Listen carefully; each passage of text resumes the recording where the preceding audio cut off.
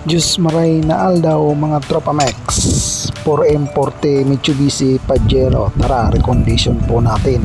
Kalasin muna natin mga tropa Mex yung kanyang mga valve spring o kanyang mga engine valve. Tapos natin kalasin yung kanyang mga engine valve, dadalhin muna natin yan mga tropa Mex sa ating katropang machine shop dahil ipapatap surface muna natin. At ayun, fast forward, di na natin ipakita yung pagtatap surface dahil iniwanan na po natin yan sa ating katropa. Kinarbon brush na muna natin yan mga tropa Mex, tsaka sinunod naman na po natin dyan yung kanyang pagbabalve setting.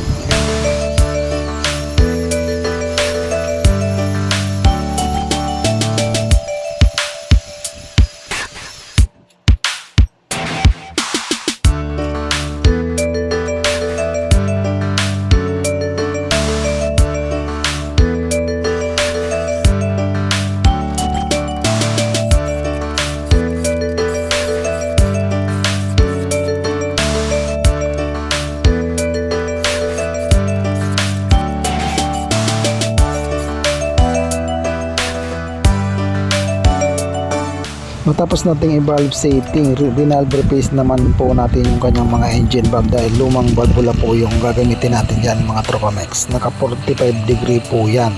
Matapos nating i-valve replace, lininis na po natin yan sa hand drill. Ginamitan na lang po natin yan ng sandpaper para matanggal po yung kanyang mga carbon, at isinunod naman po natin yan yung kanyang pagbabalve lapping o valve grind.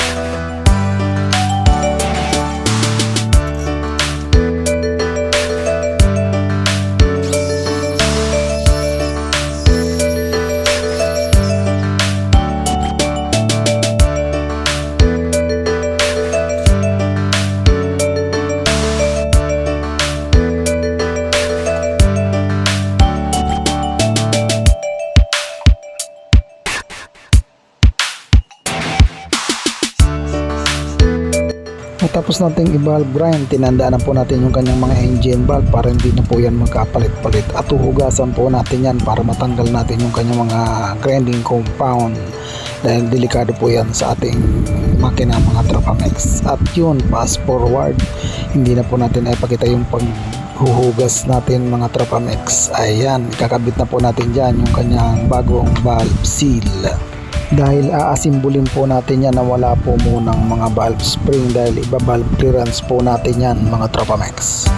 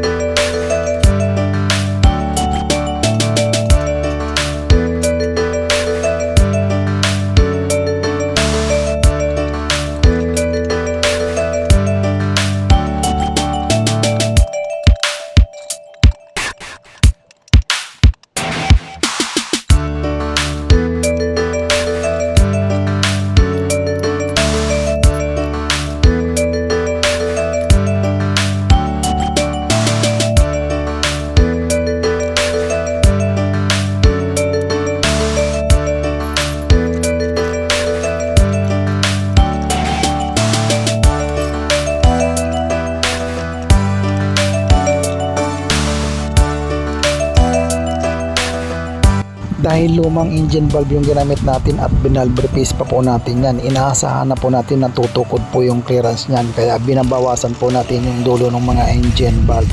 Straight 10 po yung linagay nating clearance dyan mga tropa Mex, ibig sabihin exhaust intake G's po yung linagay nating clearance.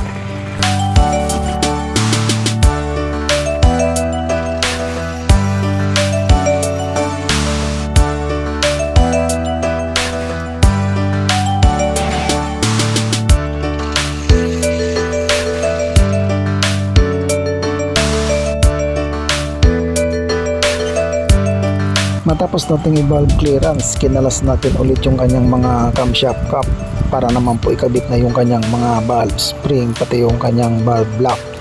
Kailangan naka-arrange na po yung kanyang mga lifter po niyan para hindi na po magkapalit-palit mga Tropamex dahil nga po naka-valve clearance na nga po yan.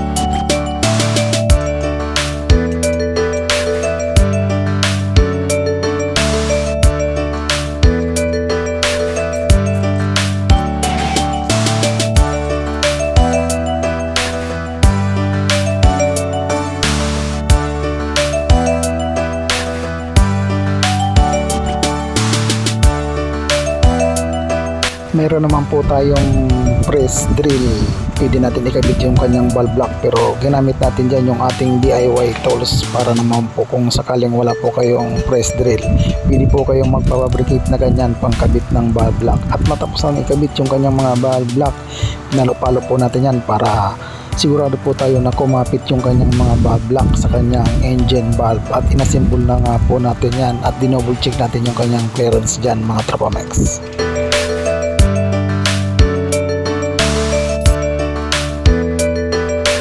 At ibinalot na po natin yan, ready to deliver na yan sa ating katropang mekaniko Lester Junior Noll aka Titing. Shout out sa iyo. At yun, palikin pala naman po dyan at pa-share na rin kung nyo pong naibigan mga Tropamex. Marami pong salamat. God bless.